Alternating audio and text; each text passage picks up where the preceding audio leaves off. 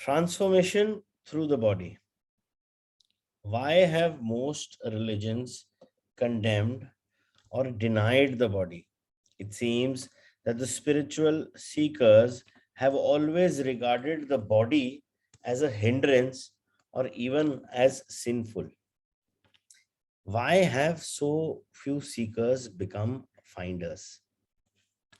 On the level of body, humans are very those close to animals. All the basic bodily functions, pleasure, pain, breathing, eating, drinking, defecating, sleeping, the drive to find a mate and procreate, and of course, birth and death, we share with the animals. A long time after their fall from a state of grace and oneness into illusion, humans suddenly woke up in what seemed to be an animal body. And they found this very disturbing. Don't fool yourself. You are no more than an animal. This seemed to be the truth that was starting them in the face.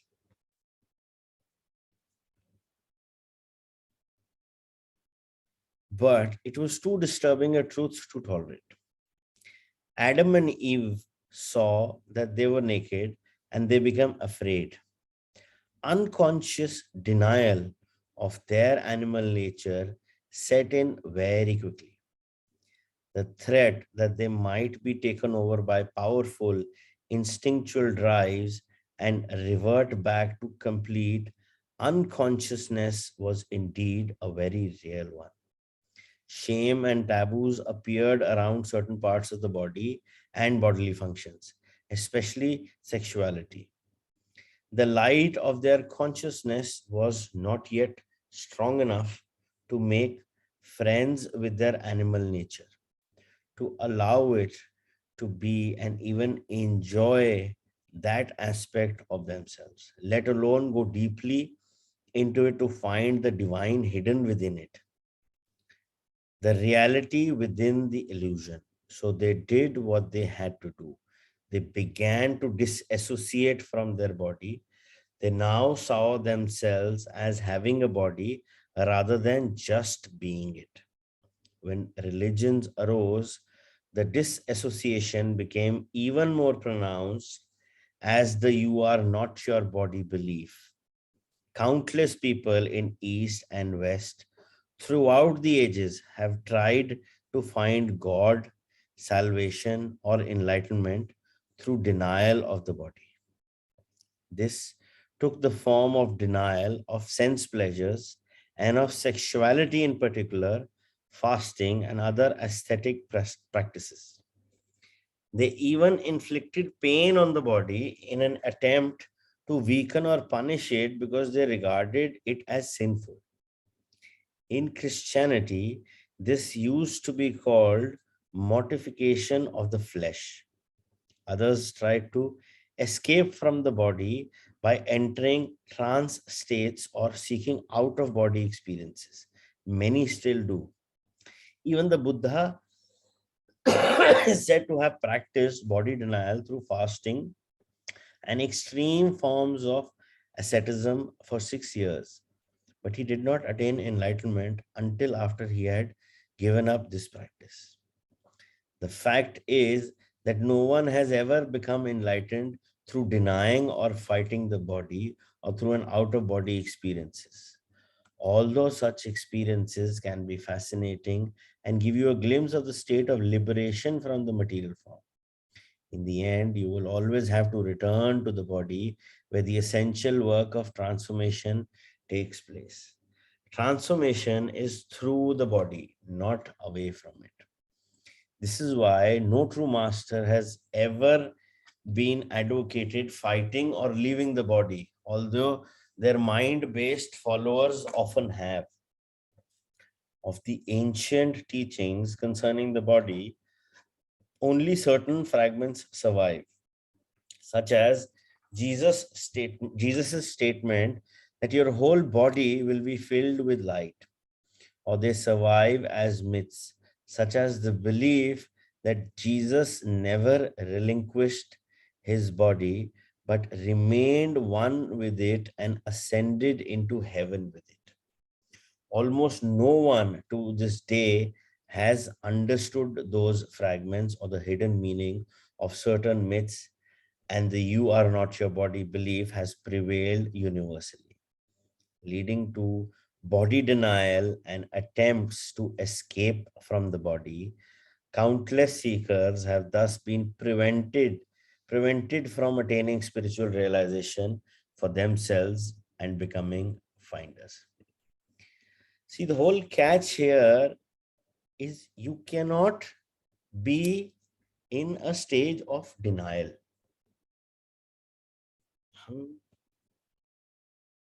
We as a soul are born on the school of earth. So, the soul in itself is very subtle.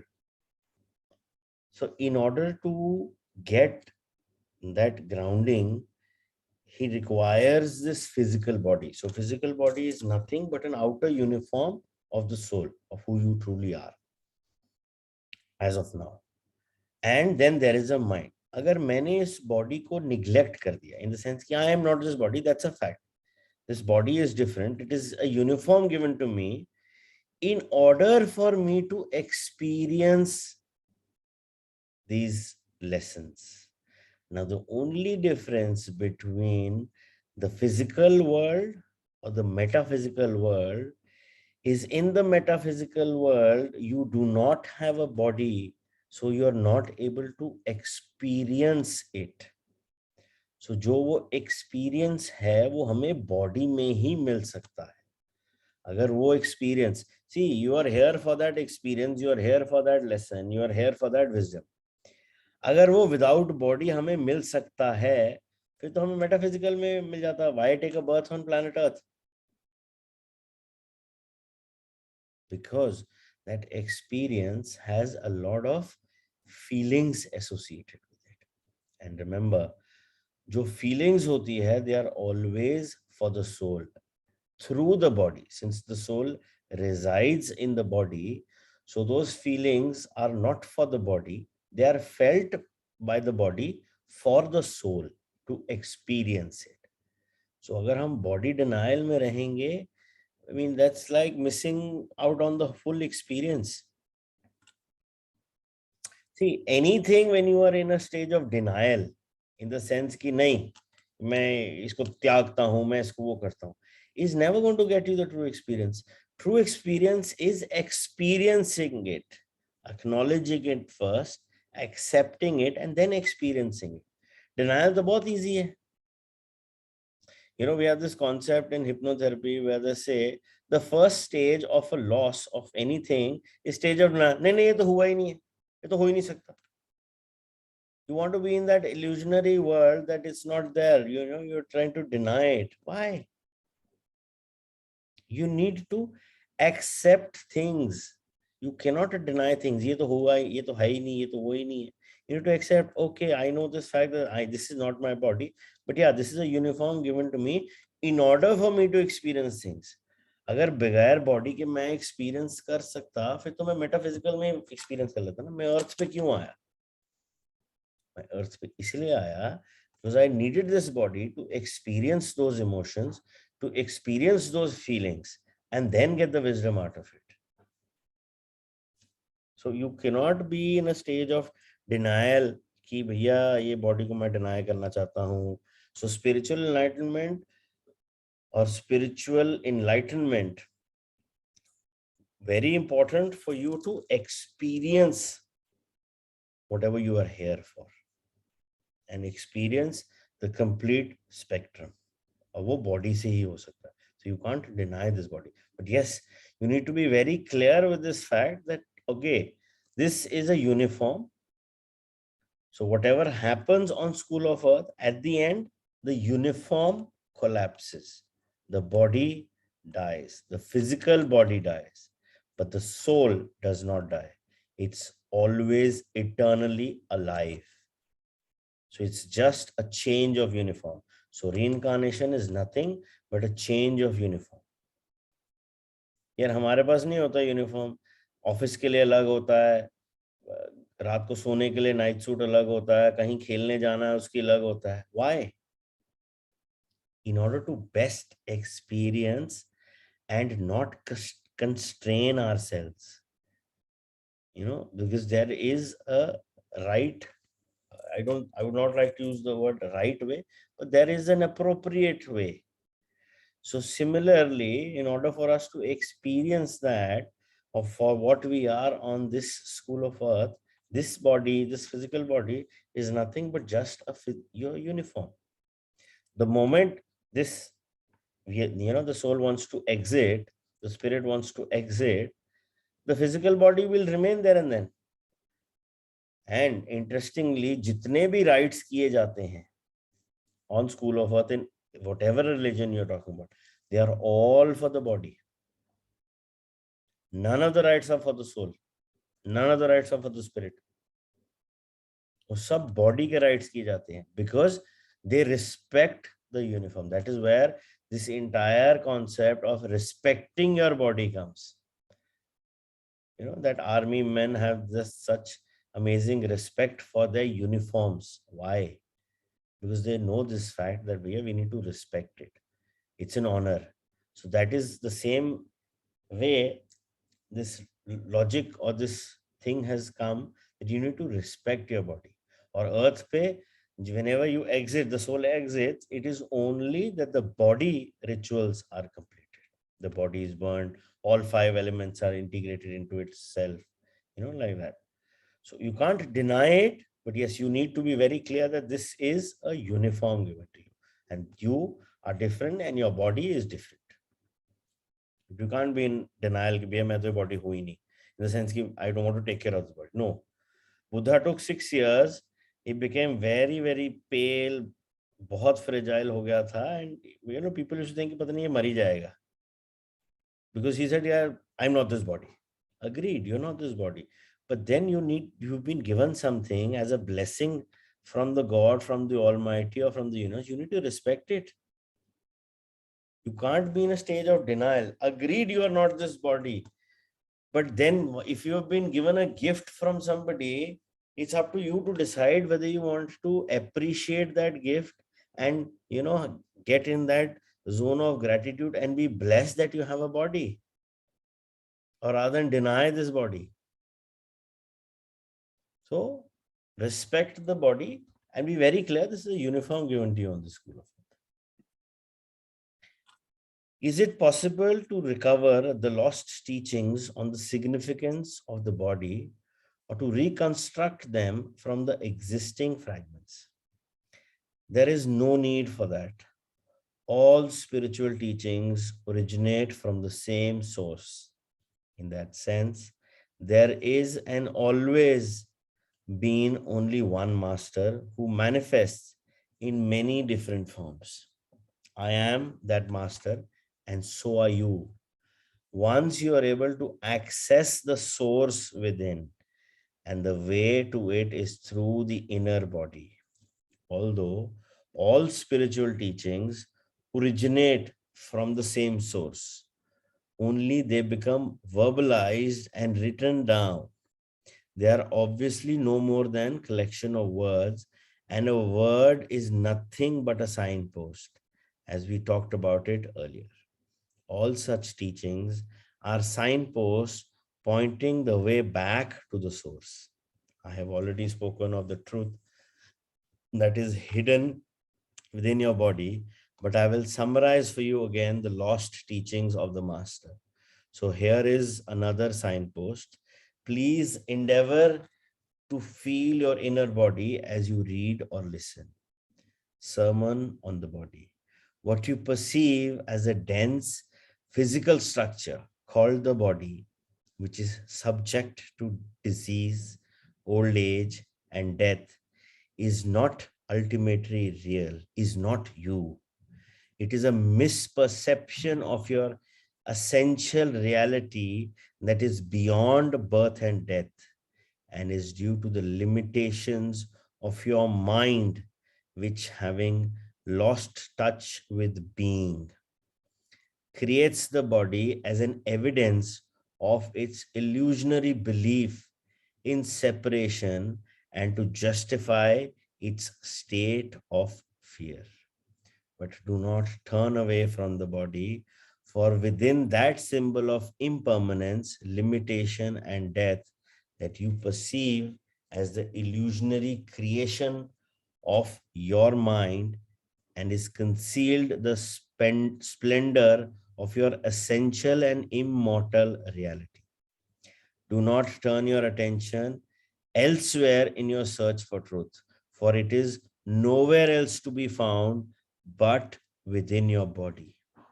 Do not fight against the body, for in your for in doing so, you are fighting against your own reality. You are your body. The body that you see and touch is only a thin, illusionary veil. Underneath it lies the invisible inner body, the doorway into being, into life unmanifested. Through the inner body, you are inseparably connected to this unmanifested one life, birthless, deathless, eternally present. Through the inner body, you are forever one with God. You know, if you go, I don't know if anybody has read Bhagavad Gita, but the Bhagavad Gita starts with Arjun going to Krishna, and he's in this confusion that the people on the opposite side are my family, my teachers, and I cannot provide death or give death to them, cannot kill them. And the Gita starts with this first shlok. I don't remember the exact shlok, but what it meant was nobody dies, everybody is eternal. So death per se is just of the uniform, of the body. As a soul, you are truly eternally alive throughout different incarnations, different lifetimes on planet Earth or on other planets as well. It's not necessary that just planet Earth, but yeah, part of the curriculum you need to, first master this curriculum on School of Earth and then go on to different curriculums as a soul. So all sorts of experiences have to be lived. So death is only and only of this uniform or of this physical body, but your eternal self is truly present. And that was exactly what Krishna told Arjun, that nobody dies, nobody lives, everybody is eternal, and who dies is just the physical body, just the physical uniform. And when we are talking about this invisible inner body, between this physical body, when you go inside your inner journey, so there is an inner invisible inner body that is, which is connected with that source within ourselves. It's invisible, but that's the link to get to the connection to the source, and that is where the veil is.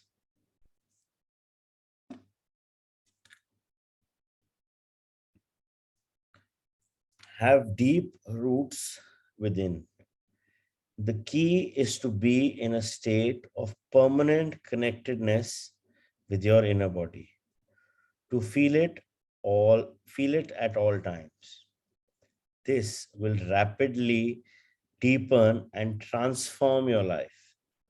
The more consciousness you direct into the inner body, the higher its vibrational frequency becomes.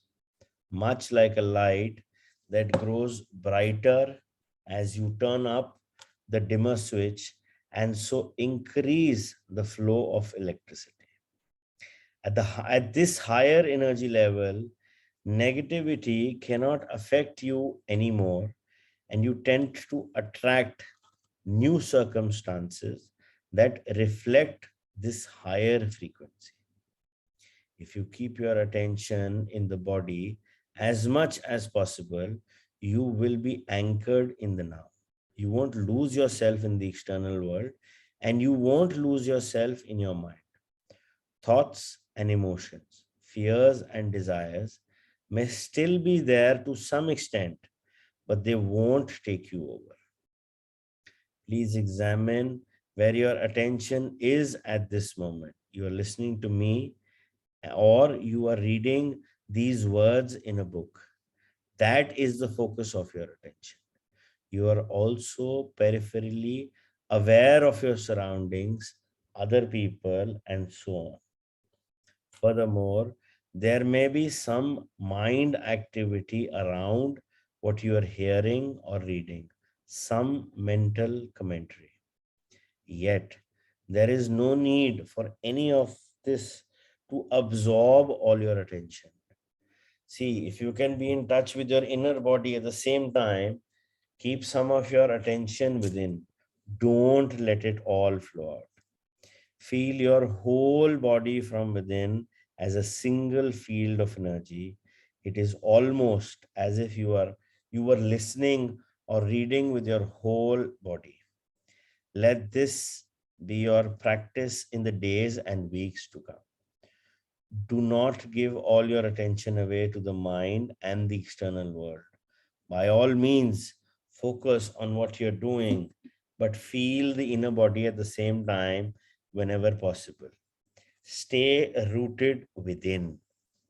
Then observe how this changes your state of consciousness and the quality of what you're doing. Whenever you are waiting, wherever it may be, use that time to feel the inner body. In this way, traffic jams and lineups become more enjoyable.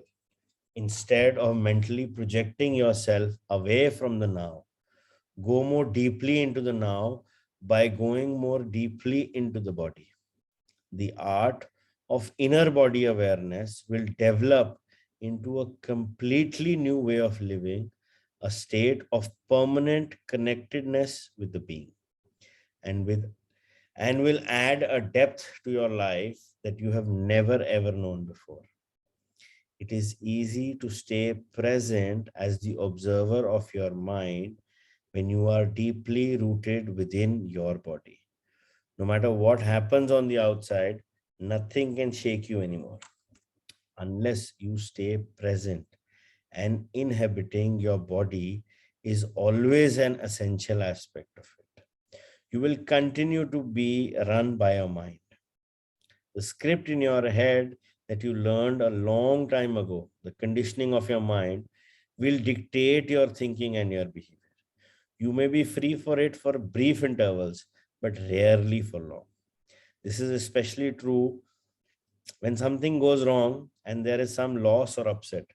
Your conditioned reaction will then be involuntary, automatic, and predictable, fueled by the one basic emotion that underlies the mind identified state of consciousness: fear.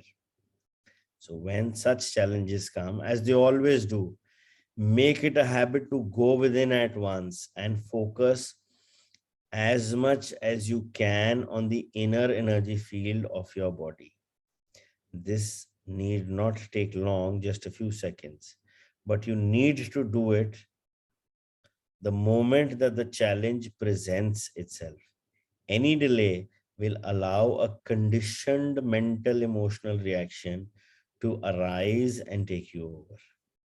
When you focus within and feel the inner body, you immediately become still and present as you are withdrawing consciousness from the mind. If a response is required in that situation, it will come up from this deeper level.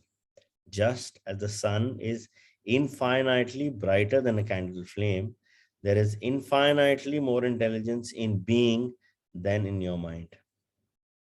As long as you are in conscious contact with your inner body, you're like a tree that is deeply rooted in the ground, or a building with a deep and solid foundation. The later analogy is used by Jesus in the generally misunderstood parable of the two men who built a house. One man builds it on the sand without a foundation, and when the storm and floods come, the house is swept away. The other man digs deep until he reaches the rock, then builds his house, which is not swept away by the blood. So life will continue to, throw a lot of experiences at you. And it is only at that time of that experience, which is generally a test, which is coming your way, is where your, true self comes at play. Because, it's very easy to fake things in this world. You know, I can easily fake it. भैया मैं तो ये हूँ, मैं तो वो हूँ. That's the ego at play. It's only at the time, at those times where, those times of adversity or those times, those testing times, is how you are reacting or responding to the situation, and not being or not allowing yourself to get into grip of that fear. That is the true test. Because hota kya hai, see, when you are coming from a premise of being consciously aware, so you're consciously aware of this fact that this physical body is a uniform given to you, and there is a invisible inner body inside you, which is deeply connected through the root. Now, there is a very strong chakra outside the body called the Earth Star Chakra. Okay. Now, in order to experience that connection, just, imagine when you're standing or you're sitting with your feet firmly grounded on the floor. Just, close your eyes and imagine कि भैया वहां से you'll feel that, you in your feet you have certain roots or wires going down, and suddenly there's a lot of energy which is coming. That is the connection with the ground. So that is basically a grounding with the Earth Star Chakra. So that is very, very important and essential for us, because in order to go within, we need to be firmly grounded. Yeah, if you look at all the evolution, जो हमारे lower chakras हैं of the body, they are all what the animals have.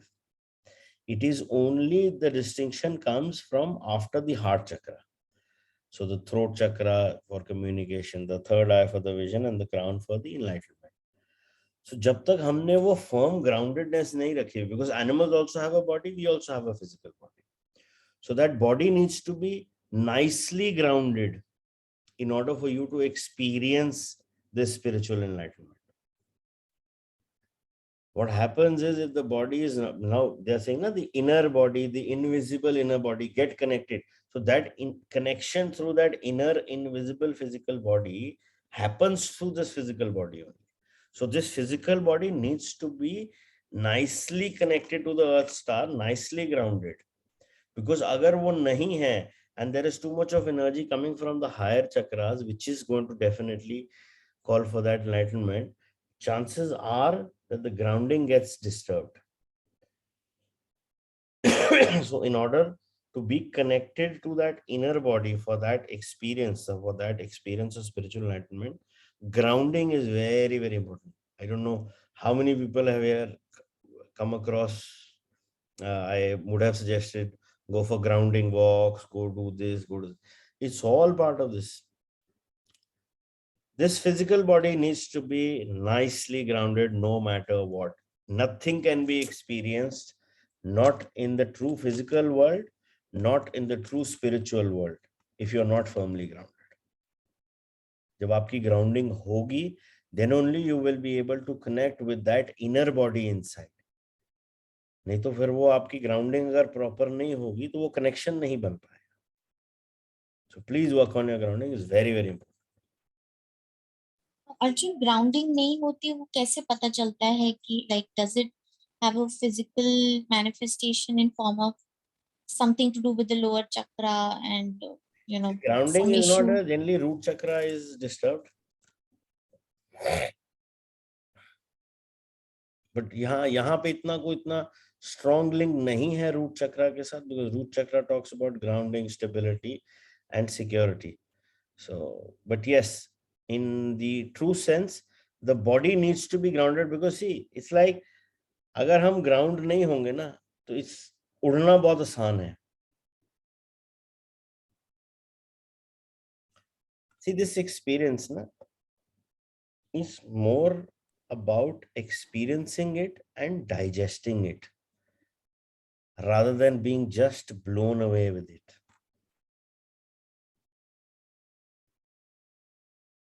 इसको पहले grounding अगर हमारी proper होगी, that connection with that inner body will definitely be stronger, and we will be able to digest it in a nice manner rather than being blown away with it. Because अगर हम उस experience के साथ blown away हो गए, again the mind and the ego is going to come at play. You know, there you've heard about or seen a lot of videos about this person who've achieved spiritual enlightenment and suddenly zup गायब ही हो जाते हैं दूसरी दुनिया में. You know, they're always boasting about themselves and everything because their grounding is not well. All these babas who have this high spiritual connection and are not grounded well probably end up in jails because they've not worked on their lower chakras so well. Yeah, through my limited experience of grounding and meditation, when I used to meditate without grounding, it used to be very temporary. Like, it wouldn't give me a good peace or a good calmness for a long time. It would just be for that particular hour or something. That's it. But if you're grounded and you're doing it, it does last for a few hours. That's what I personally felt. The more you're connected to the source. So in this physical body, the source is Mother Earth. For the energy, your source is Mother Earth. So grounding is nothing but connecting yourself to Mother Earth for all the energies to flow from the Mother Earth to whatever and wherever they are required. See, remember, everything in each, any experiences is about getting to that balance. So taking the energies from the Mother Earth and from the higher self through the crown chakra and getting it closest and merging both the energies at the heart chakra.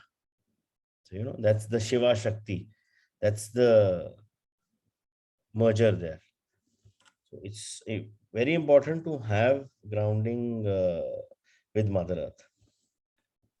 Arjun, what are the ways of grounding? I mean, one is obviously walking bare feet on grass. Anything else? Anything else that you've come across that can be done in a daily, There's so many grounding exercises. The Okay. grounding walk is very effective, no doubt about it. बहुत हैं.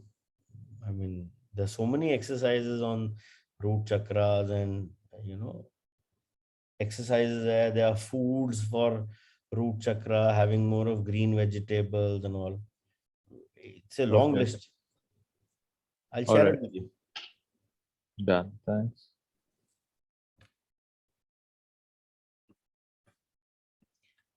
Before you enter the body, forgive.